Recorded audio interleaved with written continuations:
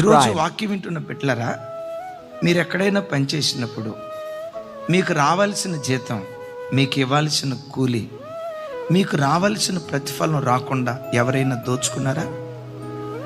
అది మీ కష్టార్జితం, అది మీకు చెందిన ఆస్తి, అది మీ పిత్రార్జితం.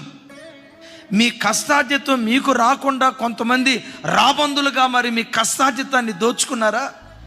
ఏమి చేయలేని నిస్సహాయ స్థితిలో వెదవరాలనయ్యా, పోలీస్ స్టేషన్కి ఏమని తిరిగేది, భర్త లేనిదాన్నయ్యా, నా ప్రక్క నిలబడి మాట్లాడే మగదిక్కు నాకు లేదయ్యా, నా కష్టార్జితాన్ని నా బంధువులు దోచేసుకున్నారు, నాకు రావాల్సిన ఆస్తిని నా చుట్టాలు దోచేసుకున్నారని ఒకవేళ అచేతన స్థితిలో ఈరోజు ఈ ఆరాధనకు వచ్చేవేమో.